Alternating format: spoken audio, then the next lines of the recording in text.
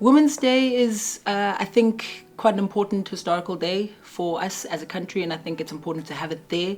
But I don't necessarily have like the whole rah-rah, let's celebrate Women's Day feeling about it. It just doesn't evoke that feeling for me. But I think it's still an important day to have to mark the march that women took to protest against the past laws, and I think that's an important moment to remember. I think that every day is Women's Day, and of course not taking away from the fact that, on the 9th of August, women actually mobilized themselves and, marched to the union buildings in Pretoria. So I just want to set that straight, but I'm not too sure how I feel about the fact that just the month is dedicated to that, but I am aware of the significance of, the 9th of August. Women's Day to me means quite a lot. I think it's a day that makes me quite sad in a way, just looking at how far we could have come since, the feminist movement and all of that emerged, to how far we still have to go. Women's Day for me over the past 3-4 years has been about catching up on everything that I'm not able to do on a normal kind of day.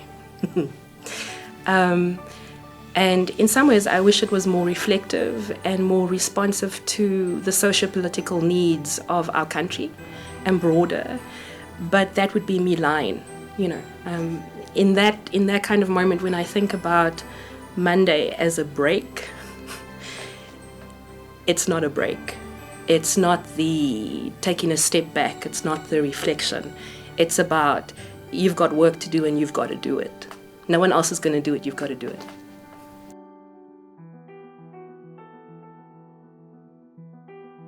As a woman, some of the challenges I face are I'm very passionate about the things that I believe in and the things I stand for, and often that's met with certain negative stereotypes of women who are outspoken and vocal and passionate about their beliefs. So things such as being angry, not being happy, those kind of stuff.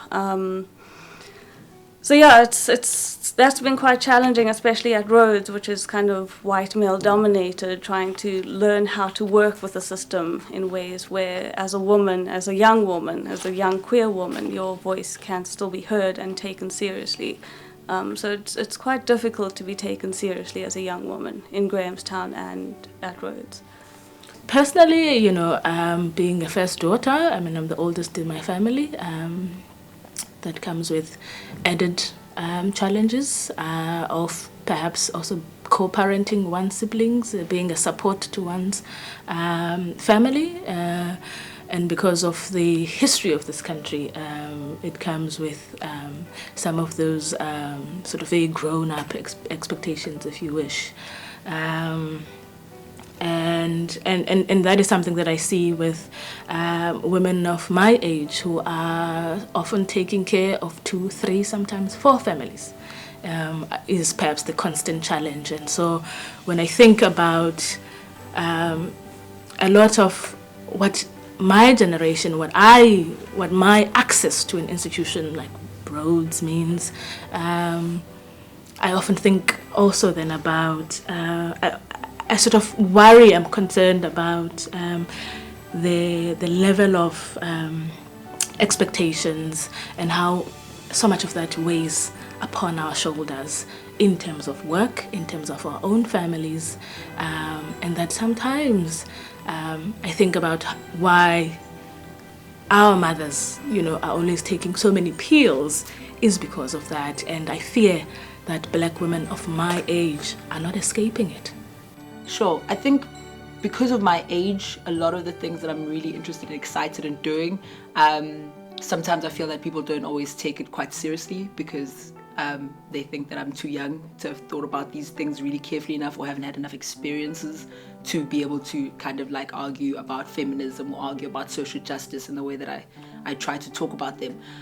So that's one of the struggles. And I also find that especially in a mentoring role and in a coordinating role, working with students from different backgrounds, that sometimes some students who haven't been exposed to powerful women feel like they need to speak down to you or that you are there to be their nanny. So I find that a little bit challenging. Feminism for me means, being able to exist in a world where I can be comfortable walking the streets of whatever city or whatever rural area, wearing whatever I like, without being whistled at, without being called names if I don't respond to that whistle.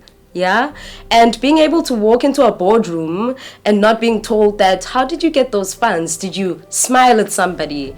For me, that's I get, where bell hooks, Nabo, Professor Pumla Dineo Kola come from when they give us these tools that actually help us to, empower ourselves in those situations. What do you do, in a situation where you're just walking down the streets, you're wearing whatever you like, and, someone says something about your body?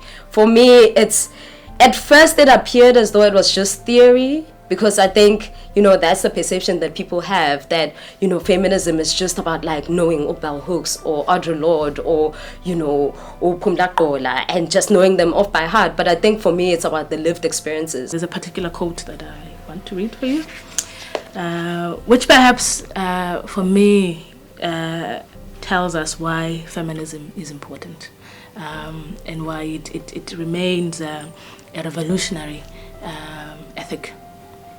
So here it is a conversation between Tambu and her aunt Maiguru. And Maiguru is talking to her about womanhood. And so Maiguru says, "This business of womanhood is a heavy burden," she said. "How could it not be? Aren't we the ones who bear children? When is it like that you can't just decide, today I want to do this, tomorrow I want to do that, the next day I want to be educated? When there are sacrifices to be made, you are the one who has to make them. And these things are not easy. You have to start learning them early, from a very early age. The earlier, the better, so that it is easy later on. Easy, as if it is easy. It is ever easy. And these days it is worse, with the poverty of blackness on one side and the weight of womanhood on the other. Aiwa! What will help you, my child, is to learn to carry your burdens with strength." And I think that captures why feminism is necessary. I think feminism is in the everyday. It's how you make decisions every day of your life. It's being self-aware, understanding where your standpoint is as a woman in relation to other people, in relation to other women specifically. And knowing what, like I said before, what your strengths and weaknesses are as a woman, so that you can influence your space in the best way possible. Knowing whether you're deciding to be an Afrocentric woman, or you're deciding to be a rah-rah, burn your bra kind of woman. Decide, so that you can push that agenda in the best way that you can. So for me, feminism is actually self-awareness. Feminism is an important thing for me. It's an important way to understand the world, and it's an important way to politically engage the world. And I think feminism came to me at a time when I was starting to chart different courses in my life. I had a small child, and probably for the first time in my life, I started to understand how people pigeonhole women who are mothers. And limit their spheres of action, and overlay guilt feelings about how they should be nurturers and various sorts of things. And then I also kind of encountered, not just kind of the aggressive, I'm a woman, I can do anything, but a sort of much more thoughtful, intellectual position about feminism when I went back to university to study. And so it matters a lot to me. Feminist theory and feminist ideas and the feminist legacy matters a lot to me. The four mothers, who made visible certain things, who reclaimed history, who did the fighting for, women's votes and women's education. Those things mattered to me. Well, my favorite quote is from Audre Lorde, a black queer feminist. So can I read it? It's, "When we speak, we are afraid our words will not be heard nor welcomed. But when we are silent, we are still afraid. So it is better to speak." I think that says a lot about my own standpoint on things, that it's better to speak, because either way we're going to be afraid. But if we speak, something might change, something might shift. So the quote goes, the problem with English is this: you usually can't open your mouth and it comes out just like that. First you have to think what you want to say, then you have to find the words. Then you have to carefully arrange those words in your head. Then you have to say the words quietly to yourself to make sure you get them okay. And finally, the last step, which is to say the words out loud and have them sound just right. But then, because you have to do all this, when you get to the final step, something strange has happened to you, and you speak the way a drunk walks. And because you're speaking like falling, it's as if you're an idiot, when the truth is that it's the language and the whole process that's messed up. And then the problem with those who speak only English is this: they don't know how to listen. They are busy looking at you falling instead of paying attention to what you are saying. And that, for me, captures my relationship with the English language. That's my struggle. So there's not necessarily one particular quote that I can draw out of a hat and say this is an important quote. But there's something that always sticks in my head, and I'm paraphrasing Osho, who basically just simply says, live, love, laugh. My quote is, just do it.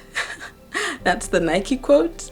Just do it. Because there's no way you're going to know if something's going to work or not. And I'm a big fan of social innovation. So the only way you're going to know if you're going to make an influence in a space is to just do it.